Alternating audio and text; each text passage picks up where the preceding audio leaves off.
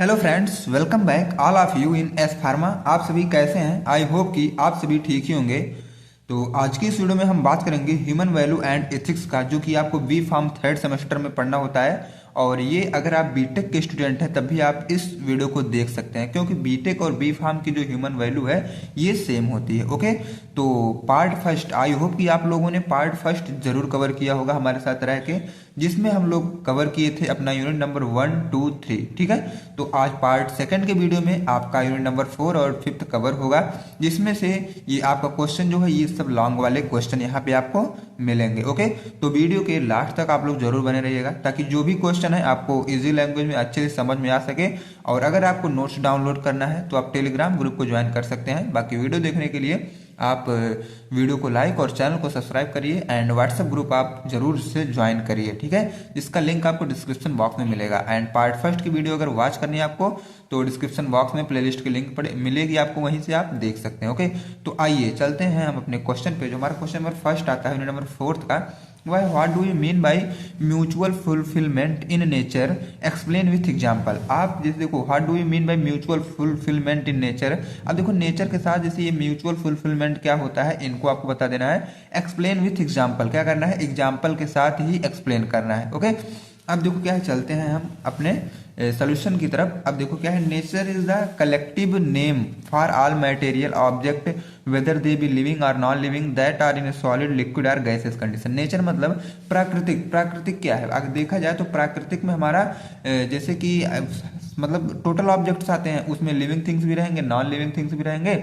और solid liquid और gaseous condition जो भी रहता है तो सब तो रहेगा, क्योंकि नेचर में हर एक चीज हमारी नेचर में ही पाई जाती है। ओके, एंड चलिए सेकंड पॉइंट देखते हैं। इन अदर वर्ड्स, दूसरे वर्ड में अगर इसको देखा जाए तो nature can be defined as the sum of all the mutually interacting entities, large और लिटिल सेंटिएंट और इनसेंटिएंट। ठीक है, अब देखो क्या है, दूसरे वर्ड में नेचर में हमारा कैसा है, सम ऑफ ऑल म्यूचुअल इंटरेक्टिंग। अब देखो क्या है, जो भी जीव जंतु प्राणी छोटे बड़े हैं, ठीक है, हमारे नेचर में सब एक दूसरे से अटैच हुए हैं। ठीक है, म्यूचुअली अटैच हुए हैं, उनको भी हम नेचर बोल सकते हैं, क्योंकि नेचर में हर एक चीज आ जाते हैं। ओके, एंड आइए अब हम देखते हैं नेक्स्ट वाले पे। नेक्स्ट हमारा आता है, since there are an endless number of these units we can plainly see that there is a dynamic balance and self regulating among them all. अब देखो क्या होता है कि कभी कभी जब हमारा सारी चीजें क्या है एंड में चली होती है, मतलब जैसे हम लोग मान लो कहीं गए टूर वगैरह पे ना, मैं इसका जस्ट एक एग्जांपल बता रहा हूँ। जैसे हम लोग कहीं एक टूर पे गए, तो टूर पे क्या हुआ कि मान लो हम 15,000 20,000 रुपए लेके गए, मान लो 20,000 लेके गए, तो 20,000 में अगर हमारा 15 दिन का टूर है तो 12 दिन में हमारा 17,000 खत्म हो गया। अब बचा 3 दिन, तो 3 दिन में जो आपका 3,000 बचा है वो बहुत ही हिसाब से हमें उसको यूटिलाइज करना है, बैलेंस बना के चलना है, रेगुलेट करके चलना है ना। तो वही क्या है, हमें नेचर के साथ भी क्या है सिस्टम से मतलब अच्छे से बैलेंस बना के रहना चाहिए। ठीक है, एंड थर्ड की बात करें तो we may group all of these units together into 4 separate order to make things easier to understand. और देखा जाए तो यहाँ पे मतलब पूरे हमारे ऑर्डर्स में, ऑर्डर का मतलब पूरे नेचर में 4 सेपरेट ऑर्डर्स बनाए गए हैं। ठीक है, इसको समझने के लिए आसानी से, जैसे कि पहला, दूसरा, तीसरा, चौथा। पहला हमारा मटेरियल ऑर्डर है, दूसरा प्राणिक ऑर्डर है, तीसरा एनिमल ऑर्डर है, चौथा ह्यूमन ऑर्डर है। अब चलिए हम देखते हैं इसको, ये हमारा क्या होता है। अब देखो जैसे कि interconnectedness and mutual fulfilment in nature. अब हम क्या करेंगे, अभी देखेंगे आगे उस चारों को नेक्स्ट वाले क्वेश्चन में। बाकी यहाँ पे केवल आपको उसका इंट्रो लेना था। ठीक है, बाकी नेक्स्ट वाले क्वेश्चन में मैं आपको डिटेल बताता हूँ। Each unit of the 4 order of nature must be related to and enrich each other in order for there to be a mutual fulfilment. अगर देखा जाए तो मैं जो चारों इसके पिछले जस्ट अभी पढ़ाया हूँ, ये चारों एक दूसरे से रिलेट करते हैं। एक दूसरा चाहता है कि तीसरे का भला हो, तीसरा चाहता है पहले का, और दूसरा चाहता है चौथे का। ठीक है, तो कुछ इस तरह होते हैं इनमें। In the mutual sorry friend, in the natural world, अब देखो पूरे नेचुरल वर्ल्ड में क्या हो रहा है, every component is interconnected and serves a purpose. अब देखो क्या है, पूरे नेचुरल वर्ल्ड हमारा होता है ना, तो एक कंपोनेंट दूसरे से कनेक्ट हुए रहते हैं और कुछ ना कुछ उनका उद्देश्य होता है। Every other human being is related to us, और जो भी मतलब ह्यूमन बींग्स के अलावा और भी चीजें हैं वो भी आपस में एक दूसरे से रिलेट होती हैं। We have feelings and emotion for everyone as a result. अब देखो क्या है, सभी के लिए फीलिंग और इमोशन होता है ना, फाइनली निकल के आता है वही हमारा रिजल्ट। उसके बाद the 4 order can be distinguished based on their traits, interaction with other unit in related order, activities, inheritance pattern. अब देखो क्या है, 4 ऑर्डर होते हैं यहाँ पे। ठीक है, उनके ट्रेट्स के अकॉर्डिंग, इंटरेक्शन के अकॉर्डिंग, जो अदर यूनिट या रिलेटेड ऑर्डर है उनके एक्टिविटीज वगैरह के अकॉर्डिंग ये 4 ऑर्डर यहाँ पे होते हैं। अब चलिए फाइनली हम आगे बात करते हैं मटेरियल आर्डर में से प्लांट या bio order and animal order, मतलब ये मटेरियल आर्डर और एनिमल आर्डर। अब इसकी बात कर लेते हैं हम लोग। The material order serves as the function for all animals bird and fish movement, both plant and animal require water oxygen and other gases. अब देखो क्या है ये सीधे से ये जानो कि बायो और एनिमल क्या होते हैं। The material order serves as the function of all animal bird and fish movement, इसमें आ गया मटेरियल में हमारा जैसे ये आ गया ना एनिमल बर्ड फिश मूवमेंट हो गया। बट देखो both plant and animal require water oxygen and gas, लेकिन प्लांट और एनिमल्स को लिए बोथ प्लांट एंड एनिमल मतलब प्लांट और एनिमल्स के लिए हमें क्या चाहिए होता है, water oxygen and other gases. Okay, and अब हम देखते हैं अपना next point. At the same time the animal order enrich the soil with its excrete and these excrete provide nutrients to the plant। अब देखो क्या है, कुछ समय बाद ऐसा होता है कि वही एनिमल्स का जो एक्सक्रिएट है वो हमारे प्लांट्स के लिए क्या देते हैं, एनर्जी या न्यूट्रिएंट्स देते हैं। जैसे कि होती है ना हमारी एक जैविक खाद होती है, ठीक है, जो कि ये एनिमल के एक्सट्रैक्ट का यूज करके हम लोग प्लांट को न्यूट्रिएंट्स प्रोवाइड करते हैं। ओके, एंड अब चलिए हम क्वेश्चन नंबर सेकंड पे आते हैं। जो हमारा क्वेश्चन नंबर सेकंड आता है, explain recyclability and self regulation in nature. Recyclability क्या होती है और नेचर के साथ सेल्फ रेगुलेशन हमें कैसे मेंटेन करना होता है, इसकी बात करें तो recyclability in nature we can see a number of cyclical पर प्रोसेस। ठीक है, देखो इन नेचर में हम क्या है, अब देखो यहाँ पे पूरा हम जो यूनिट नंबर आपके फोर्थ आती है वो पूरे नेचर से रिलेटेड है। We can see a number of cyclical process.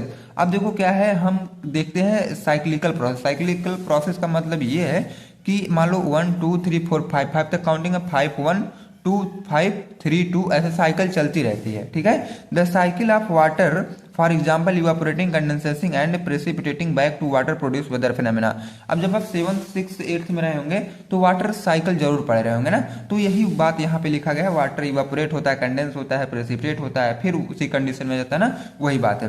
The earth cycle keep these material self regulating, और जो अर्थ साइकिल चलती है वो जो भी मटेरियल है उनको वही रेगुलेट किए रहता है। कीप रेगुलेट मतलब रेगुलेट की कंडीशन उनको रखे रहता है।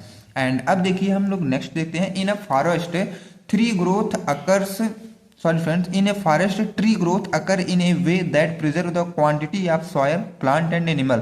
अब देखो जंगलों में क्या होता है, अगर ये पौधों का ग्रोथ ना हो तो हमारी सॉयल और प्लांट्स वहाँ के जो एनिमल हैं उनका प्रिजर्व ना हो सके। ठीक है, क्योंकि ये जो है सॉयल प्लांट एनिमल ये पूरे हमारे क्या है, ट्री के ऊपर ही डिपेंड होते हैं। It never happens that there is not enough soil for the trees as the population of trees increase. अब देखो क्या है, it never happens that there is not enough soil for the trees as the population of trees increases. अब देखो ये तो क्या है, काफी नहीं है कि जितना ज्यादा मतलब ये जमीन बढ़ रही है उतना ज्यादा पौधे बढ़ रहे हैं, ऐसा कभी नहीं होता है ना। तो देखा जाए कि अभी भी प्लांट का जो क्वांटिटी है वो कम है और जमीन जो जगह एरिया है उसकी क्वांटिटी ज्यादा है, तो हमें इसको भी मेंटेन करके चलना है। The quantity of male and female produce through reproduction in a single breed of animal ensure the survival of the species on its own. This also occur in humans, however due to in human action there are disproportionately more male and women. अब देखो क्या है, इसमें इस पूरी की summary ये निकल के आ रही है कि अब जो ये मेल एंड फीमेल का रिप्रोडक्शन हो रहा है उसमें मेल और फीमेल का जो प्रपोर्शन है वह भी इक्वल नहीं है, डिसप्रोपोर्शनली देखा जा रहा है। ठीक है, तो इनको भी हमें मेंटेन ही करना होता है। दीज आर टू ट्रेड्स, दो आपको ट्रेड्स दिख रहे हैं, cyclicality and self control offer us some hints about the balance that exist in nature। अब देखो क्या है, इन सबको हमें बैलेंस करके रखना चाहिए क्योंकि नेचर में सब दिखता है। ठीक है, अब सेल्फ रेगुलेशन की बात करें, सेल्फ रेगुलेशन आत्म संयम क्या है, आत्म संयम मतलब अपने मतलब क्या है, कैसे आप अपने को कंट्रोल कर रहे हैं। The ability to control and manage one's own thoughts feeling and behaviours in accordance with human value. Human value के अकॉर्डिंग जो हमारी फीलिंग्स है, थॉट्स है, बिहेवियर है, उनके अकॉर्डिंग कैसे हम आपको अपने आप को कंट्रोल कर पा रहे हैं। Such as respect, empathy and honesty in order to achieve personal growth, build strong relationship and contribute to the greater good. ठीक है, जब आप अपने विचार पे, अपनी फीलिंग्स पे, सारे पे क्या है कंट्रोल करिए रहेंगे, मतलब लिमिट में रहेंगे, तो आपकी जो ग्रोथ है मतलब पर्सनल ग्रोथ वह इंक्रीज होगा, स्ट्रांग बनेंगे आप, रिलेशनशिप आपकी अच्छी होगी। कंट्रीब्यूट क्या है, मतलब एक अच्छी आइडिया के थ्रू आप सर्वाइव भी कर सकते हैं। Okay, establishing and working towards personal goal, personal goal पे आपको क्या है वर्क करना चाहिए। And making inform choice that alive with values and goals. अब देखो क्या है, जो आपकी वैल्यू और गोल्स है ना उस पर भी हमें वर्क करना चाहिए, बनाना चाहिए, अपने गोल को बनाओ उसके बाद tracking progress and adjusting behaviour as needed. अब देखो क्या है, प्रोग्रेस को ट्रैक करो और अपने बिहेवियर को एडजस्ट करो, ये हमें बहुत ही जरूरी हो जाता है ये वर्क करने का। ओके, एंड अब चलिए हम क्वेश्चन नंबर 3 पे चलते हैं। जो हमारा 3 आता है, briefly explain the natural characteristics of the 4 order. ये जो 4 आर्डर होते हैं उनको हमें अब डिटेल में करना है, जो कि क्वेश्चन नंबर 1 में हमें आपको बताया था, अब उनको मैं डिटेल में यहाँ पे करूंगा। Explain the 4 order existing in nature, how are they interlink in one another. या तो क्वेश्चन पूछने का यही तरीका है, या तो कुछ फर्स्ट जो ये ऊपर लिखा इस तरह पूछेगा, नहीं तो इस तरह पूछेगा। ओके, तो चलिए आते हैं पहले पे हम। The 4 kingdom of matter, plant, animal and human all share a few fundamental principle. देखो क्या है, 4 होते हैं जो कि एक दूसरे को कुछ फंडामेंटल प्रिंसिपल ये शेयर करते हैं। These can also be referred to as their inherent quality or स्वभाव। जो क्या है, सभी लोग अपना अपना स्वभाव या अपनी अपनी क्वालिटी क्या है शेयर करते हैं। सेकंड की बात करें तो there is a mutual fulfilment among 4 order. अब देखो क्या है, लगभग 4 आर्डर्स को ये फुलफिलमेंट करते हैं। दीज आर्डर्स आर, और वो आर्डर आपके नीचे लिखे गए हैं, जैसे कि मटेरियल आर्डर है और प्लांट या बायो आर्डर है, और बाकी आगे मैं आपको बताता हूँ। मटेरियल आर्डर में सबसे पहले बात करें तो the majority of the individual in this order are not things. अब देखो क्या है, additionally several type of energies like gravitational energy, sound, light, heat and magnetism are included in this order. Material order में हमारी कुछ energy involve होती हैं, जैसे कि ग्रेविटेशनल एनर्जी है, साउंड, लाइट, हीट, ये सब हमारी एनर्जी हैं जो कि इसमें मटेरियल ऑर्डर में इन्वॉल्व होती हैं।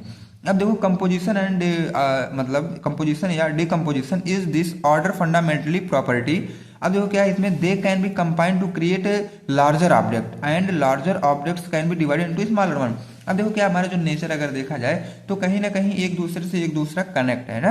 अब फिर उसको देखो, जब उसको डिवाइड करोगे, अपनी को यूटिलाइज करोगे नेचर से लेके कोई भी चीज, तो हम इसको इस्तेमाल करके ही लेना होता है। They can not be made और टेकन अवे। इसको हम लोग ना बना सकते हैं या तो कहीं से नहीं मतलब खरीद वगैरह भी नहीं सकते हैं, क्योंकि जो नेचुरली है वो नेचुरली है। Take the release atomic energy during nuclear fusion and fission. अब देखो क्या है, न्यूक्लियर फ्यूजन या फिजन के अंदर हमारे जो एटॉमिक एनर्जी रिलीज होती है इंस्टेंस के लिए, ठीक है, उसी को। अच्छा ये बताओ कि कोई इसको परचेज कर सकता है? नहीं ना, ये नेचुरली आता है हमारा, इसीलिए यहाँ पे मटेरियल ऑर्डर में लिखा जाता है इसको। अब प्लांट या बायो ऑर्डर की बात करें तो इसमें देखो, from single cell organism like fungi and algae to water plants, herb, shrub and tree, they range in complexity.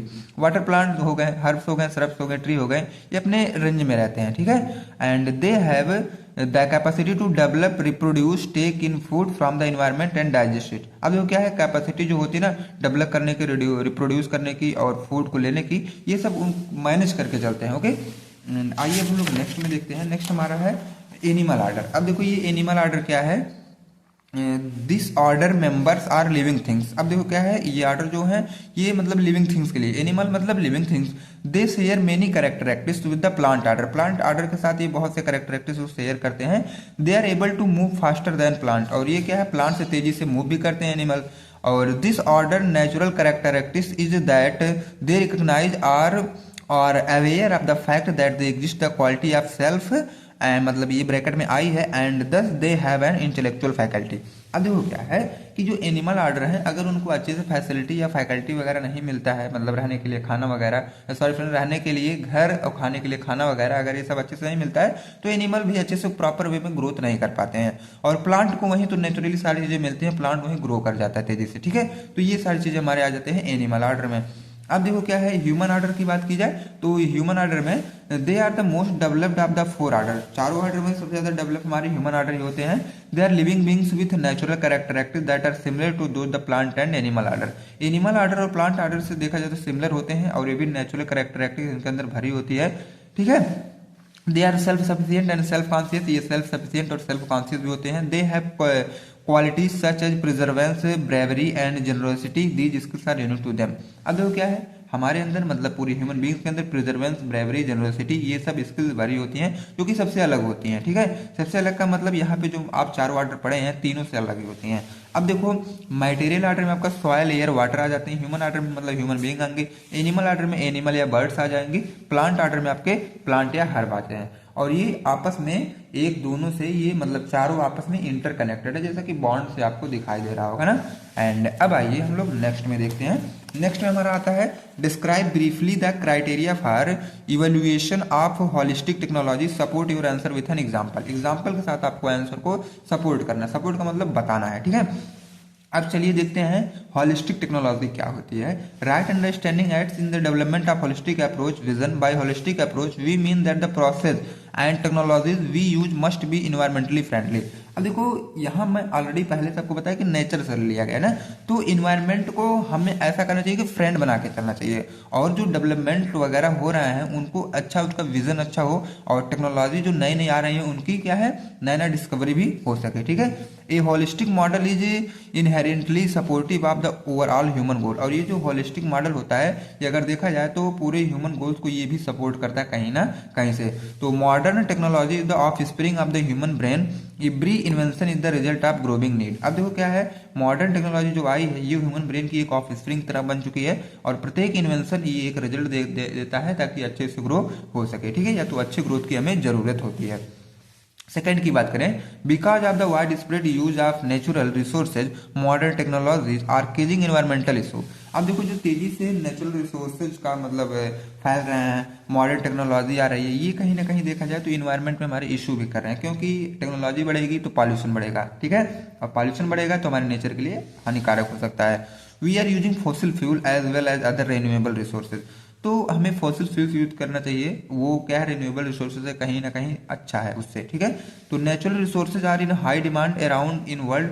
हमारे अगर पूरे वर्ल्ड में देखा जाए तो करीब इसका ज्यादा डिमांड होता है। ठीक है, and they are depleting at an alarming rate. और ये क्या है, अलार्मिंग रेट पे भी चलता है, क्योंकि कभी मतलब इनके जो रेट है फ्लक्चुएशन होता रहता है इनके रेट में। ठीक है, तो certainly this is only possible with A proper understanding and assessment of human need. अब इसको हम लोग कब समझ पाएंगे, जब हमारे अंदर प्रॉपर अंडरस्टैंडिंग आएगी, तो और आदमी को किस तरह क्या जरूरत है और उतना ही यूज करना चाहिए जितना हमें जरूरत होता है, तो उसके अकॉर्डिंग ही सही हो सकता है। ओके, अब आइए हम फोर्थ पे चलते हैं। व्हेन वी यूज टेक्नोलॉजी, जब हम ये टेक्नोलॉजी को यूज करते हैं, we must remember to consider people needs. तो हमें ये भी पता होता है कि लोगों की जरूरत क्या है। We must make every effort to create people friendly. और क्या है, हम लोग प्रत्येक जो भी एफर्ट है हम लोग लगा देते हैं कि लोग क्या है, अच्छे से व्यवहार बना के रहें। We are making technology anti human rather than human friendly. अब देखो हमें ये भी कभी कभी टेक्नोलॉजी बनाते हैं एंटी ह्यूमन रेदर के अपोज में बनाते हैं। ठीक है, फॉर प्रॉपर टेक्नोलॉजी यूटिलाइजेशन, और जो भी टेक्नोलॉजी बन रही है अगर वो प्रॉपर यूज हो रहा है, we first determine our basic need. तो सबसे पहले हम अपने बेसिक नीड्स को डिटरमाइन करते हैं थ्रू प्रॉपर अंडरस्टैंडिंग, और किसके हेल्प से, प्रॉपर अंडरस्टैंडिंग की हेल्प से। ओके, अब चलिए हम चलते हैं अपने यूनिट नंबर 5 में। हमारा जो यूनिट नंबर 5 आता है वह है list some suggestion to make value education more effective in present scenario. अब प्रेजेंट सिनेरियो से वैल्यू एजुकेशन देखो कैसे मतलब ये इफेक्टिव हो रहा है, इसको आपको लिखना है। सबसे पहले way for promoting value education, value education की कौन सी वे है प्रमोट करने के लिए। Our educational system should make value orientation its primary focus. ठीक है, हमारे जो एजुकेशनल सिस्टम है ये वैल्यू ओरिएंटेशन के सबसे पहले तो ये मतलब मुख्यतः ये फोकस कर रहे हैं। The entire society should be involve in providing value education. और जो हमारी इंटायर सोसाइटी ये भी क्या है, इन्वॉल्व हो रही है, मतलब वैल्यू एजुकेशन हमारी सोसाइटी या समाज में ये प्रोवाइड कर सके। सेकंड की बात करें अब इसमें, तो value education can not be provided through a text book. ये जो वैल्यू एजुकेशन होता है ये आप किसी टेक्स्ट बुक से नहीं ले सकते हैं, but it can be taught effectively through the inspiration and inactive of teachers. अब देखो क्या होता है ना कि वैल्यू एजुकेशन मतलब कि एक ऐसा मानो कि मोटिवेशन आप किसी भी बुक से नहीं ले सकते हैं। ठीक है, और कुछ टीचर्स की बातें ऐसी होती हैं कि अगर आपको क्लास में वो बोल दिया तो उसकी बातें आप अगर फॉलो कर लो तो बहुत आगे तक जा सकते हैं ना। तो देखा जाए तो गुरु ही होता है, वही बात यहाँ पे लिखी गई है। ठीक है, social and ethical values example from everyday situations quotation from great thinkers. अब देखो सोशल और इथिकल वैल्यू जो रोज डेली के डेली आ रहे हैं, ये देखो हर एक मोटिवेशनल स्पीकर जो है डेली के डेली नए नए वो अपना क्वाट्स बना रहे हैं, अलग अलग कुछ ना कुछ सोच रहे हैं, तो वही बात है यहाँ पे। एंड फोर्थ की बात करें, yoga and other religious activities such as praying to God, doing community service and so on can be taught to student in school. अब देखो क्या है, अलग अलग एक्टिविटीज हो गई, जैसे प्रेयर होता है ना कॉलेज स्कूल में, तो वो प्रेयर करवाना और योगा वगैरह करवाना, कम्युनिटी सर्विस को थोड़ा सा बढ़ावा देना, तो ये सब अलग अलग क्या है स्टूडेंट के प्रति जागरूक करने का ये सब मतलब निकाला गया धीरे धीरे। Group activities such as cleaning school camp, visiting slums hospital visit etc। अब देखो ग्रुप एक्टिविटीज भी जैसे कि क्लीनिंग स्कूल कैंप वगैरह, तो इनसे हमारे जो स्टूडेंट होते हैं वो थोड़ा अवेयर होते हैं, जागरूक होते हैं, हमें साफ सफाई से रहना चाहिए। फिफ्थ की बात करें तो पर्सनालिटी डेवलपमेंट रिट्रीट्स। अब इसमें क्या could be held to help student develop self control, punctuality, sharing and caring for others.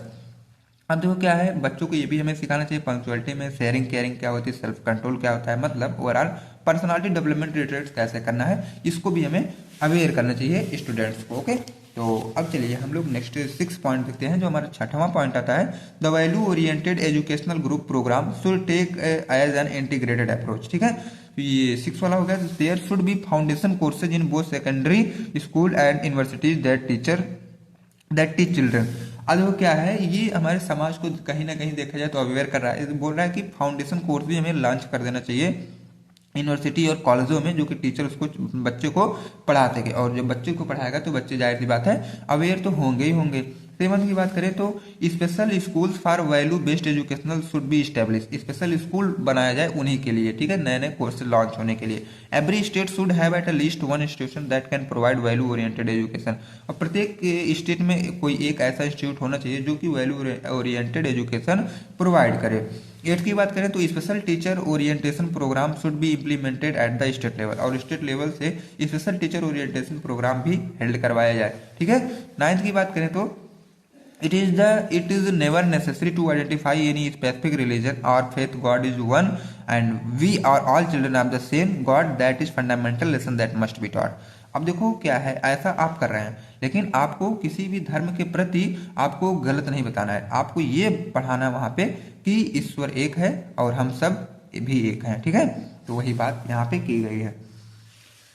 आइए अब हम अपना देखते हैं क्वेश्चन नंबर 6 जो आता है, what do you mean by competence in professional ethics, elaborate with example. ये देखो क्या है, प्रोफेशनल एथिक्स क्या होती है, कॉम्पिटेंस में इसके अकॉर्डिंग और एग्जांपल के तहत हमें इसको डिटेल में करना है। ठीक है, तो कॉम्पिटेंस इन प्रोफेशनल एथिक्स इसकी बात करें तो professional ethics refers to the growth of professional competence with moral behaviour. अब देखो क्या है, आपका मोरल बिहेवियर कैसा है उसके अकॉर्डिंग ये ग्रोथ होता है इसका। ठीक है, the only practical means of ensuring professional ethics is to develop ethical competence with the individual profession. अब देखो क्या है, इसमें ensuring professional ethics is to develop ethical competence with individual profession. ये क्या है, एक इंडिविजुअल प्रोफेशन अगर आप कर रहे हैं तो आपकी इथिकल कॉम्पिटेंस भी सुधर सकती है, मतलब डेवलप हो सकती है और हमें उसी को यहाँ पे बढ़ाना होता है। ओके, अब देखिए इसमें क्या है, next point, the long term process of developing ethical competence can be accomplished by receiving the right value education. ठीक है, इसमें क्या है, जो भी वैल्यू एजुकेशन है वो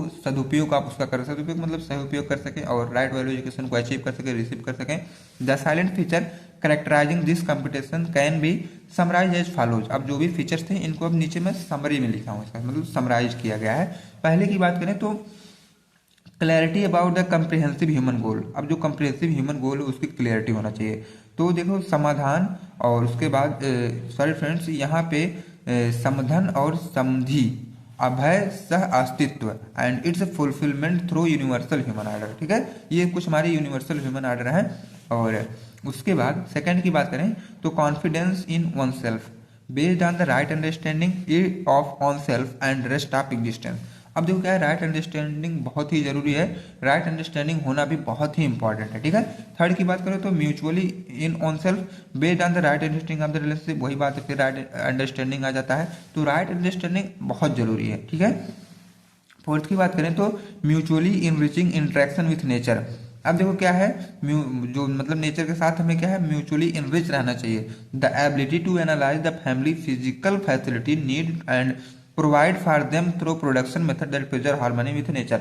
अब देखो क्या है, हमें नेचर के साथ भी हार्मनी को मेंटेन करके रहना चाहिए, जो भी फिजिकल फैसिलिटीज है अपने फैमिली को प्रोवाइड करना चाहिए और नेचर वगैरह से भी मेंटेन हमें रहना चाहिए। Self sufficiency in meeting physical demand, और जो सेल्फ सफिशिएंसी है अगर ये पर्याप्त होती है तभी हम फिजिकल डिमांड अपने मीटअप कर पाएंगे। ठीक है, तो आई होप कि आपको समझ में आ रहा होगा, क्योंकि देखो मैं यहाँ पे बहुत डिटेल इसलिए नहीं पढ़ा रहा हूँ क्योंकि टाइम कम है और सिलेबस लंबा है। और आप ही बताओ कि अब 1-2 दिन अगर एग्जाम है होने का है तो 1-2 दिन में कौन कितना एक्सप्लेन करके पढ़ाएगा। ठीक है, क्योंकि मैं इसलिए उतना पढ़ा रहा हूँ, आप लोग उतना ही पढ़ें जितना पढ़ के आसानी से पास हो सकें। ओके, तो बाकी कुछ स्टूडेंट कमेंट किए थे हमें कि सर थोड़ा डिटेल में बताया करें, तो मैं उनसे ये भी कहना चाहता हूँ कि अगर आपको डिटेल पढ़ना है तो हमारे साथ जो मैं सिलेबस पॉइंट वाइज कवर करता हूँ तो उसको आप जरूर कवर करिए। और मैं जब इंपॉर्टेंट क्वेश्चन की सीरीज चलाता हूँ तो उसमें वही पढ़ाता हूँ जो मोस्ट इंपॉर्टेंट होता है, और मैं उसको उतना डिटेल में भी नहीं पढ़ाता हूँ क्योंकि एग्जाम आने वाला रहता है, और आप लोग को मैं उतना पढ़ाता हूँ जो आप लोग अच्छे समझ के और आप एग्जाम में क्रैक कर सको। ठीक है, तो भाई ये देखते हैं सस्टेनेबल डेवलपमेंट क्या होता है।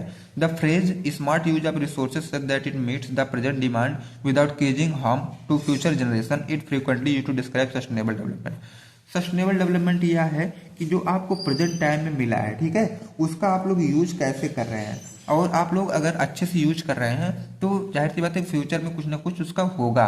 ठीक है, तो a variety of principle for sustainable development are determined by the state of the environment overall the local ecology. अब देखो लोकल इकोलॉजी पे ये पूरा बेस्ड होता है। सस्टेनेबल डेवलपमेंट ओवरऑल देखा जाए तो जो भी ग्रोथ हो रहा है अगर वो धीरे धीरे हो रहा है ना, तो उसी के अंडर में हमारा डिटरमाइन किया जाता है स्टेट के अकॉर्डिंग। ठीक है, for instance choosing crop that is a best suited for a specific season. जैसे एग्जांपल देखा जाए तो हम लोग फसल की लेते हैं, तो फसल हमारा क्या है, अगर देखा जाए ठंड में, तो ठंड में हमारा गेहूं अच्छे से होता है और बरसात में हमारा धान अच्छे से होता है ना। तो ये एग्रीकल्चर का पार्ट का एक एग्जाम्पल लिया गया है। फोर्थ की बात करें तो it also makes use of organic manure and organic pesticide, और यहाँ पे हम लोग क्या है ऑर्गेनिक मैन्योर और ऑर्गेनिक पेस्टिसाइड भी बनाते हैं, और ये सब जो प्रोसेस होती है ना बहुत स्लोली होती है, इसलिए इसको सस्टेनेबल डेवलपमेंट में रखा गया है। It has paved the way for a food production system that has the least impact on the environment. और देखा जाए तो ये फूड प्रोडक्शन सिस्टम भी है, क्योंकि गेहूं चावल ये हम ही तो उगा रहे हैं ना, तो फूड प्रोडक्शन सिस्टम हुआ है नहीं। नेक्स्ट की बात करें, therefore the ecological cycle serve as the foundation for sustainable development. Ecological cycle जो है ये सस्टेनेबल डेवलपमेंट का अगर देखा जाए तो एक तरह से फाउंडेशन भी ये हेल्प करता है। उसके बाद therefore the ecological cycle serves as the foundation for sustainable development. जो इकोलॉजिकल साइकिल है ये फाउंडेशन डेवलपमेंट, सस्टेनेबल डेवलपमेंट जो हो रहा है उसकी फाउंडेशन को सर्व भी कर रहा है। ओके, तो यहीं पे हमारा एंड होता है, और आपको अगर नोट्स डाउनलोड करना है तो टेलीग्राम ग्रुप ज्वाइन करके आप लोग नोट्स को डाउनलोड कर सकते हैं। ओके, बाकी मिलते हैं नेक्स्ट वीडियो में। तो thanks for watching this video.